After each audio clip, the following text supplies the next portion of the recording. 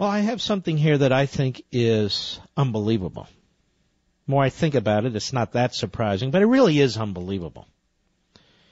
With a dear friend of mine, a great patriot, Dr. Michael Ledine, he's the Freedom Scholar at the Foundation of Defense for Democracies.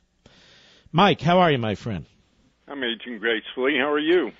Well, I hope I am too. Yeah. And by the way, folks, Michael and I became particularly friendly when I was in the hospital with bypass surgery, and he had major back surgery. So it's like two old men in a nursing home talking to each other on the phone. But Michael Ledine, you've got a long pedigree and expertise in foreign policy, particularly the Middle East, particularly Iran.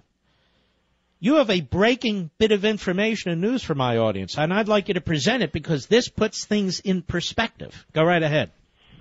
During the election campaign of 2008, that is before he was elected president, Obama sent a private emissary to Tehran to talk to the Iranians and to tell them that he was going to be elected president, and that once that happened, the whole relationship between the United States and Iran would change, because he accepted their criticism of American policy toward Iran over the years, and he was going to make things right.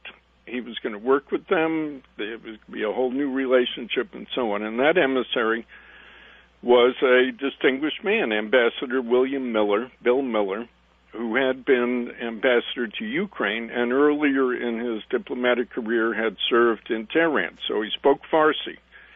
He was the perfect emissary because he agreed with Obama about improving relations with Iran, and he agreed with Obama about the legitimacy of Iran's complaints about the United States and all of that.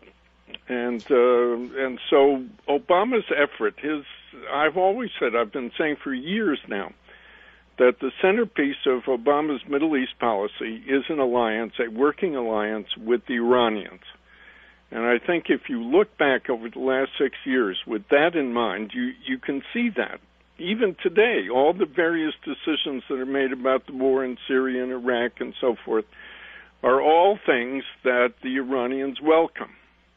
Mm-hmm. And he's not doing anything that makes Iran's life difficult. He's doing everything that makes Iran's life easier. And he's not doing anything to try and stop them, really, anything effective or serious, from building these nukes, is he? No, he isn't. He isn't. Mm-hmm. All we do is talk and talk and talk, and he's lifted sanctions and made their lives easier there. And all the stuff that I see, I don't know what you see, but the stuff I see in the press and on Twitter and things like that suggests that the Iranians are just taking him for a ride. They think they can get anything they want from him. And why shouldn't they? Because he told them that they could from the very beginning, from before he was president. But here's the breaking news. You're telling my audience and me, and I didn't know this, that in 2008, before Obama became president, he sent Ambassador Miller on a secret trip to Tehran to let that regime know that things would be different when he becomes president of the United States. That's right. I've written that several times, by the way. I don't consider it a big secret. Well, it's a big story to me. Well, yeah. It is a big story. I think it's an important story because it shows how far back it goes and how clear Obama's intentions have been. All right, let me ask you this. Was the Bush administration aware of this at the time? I don't know. I was told that during the campaign, and I called Bill Miller, who lives in Washington and is an extremely nice and affable person, and said, I've been told the story. And did he speak to you in English or Farsi, may I ask? He spoke to me in English. All right. And he said, yes, it's true. And he was hoping to get some good job in the Obama administration, which he didn't. Mm-hmm. By the way, not that I don't really follow this. Is he still with us on this earth, or has he moved on to another place? Yeah. All right, so the fact of the matter is, this, to me, you may have written about it. I certainly didn't read it. This is remarkable to me. So this explains a lot. Like today, the administration is in a full-scale attack on Israel which apparently is not allowed to build any settlements for its people. It's the only country on the face of the earth that's not allowed to. And they just trashed the hell out of them today while they're playing footsie with Iran. Am I correct? You're correct. Mm-hmm.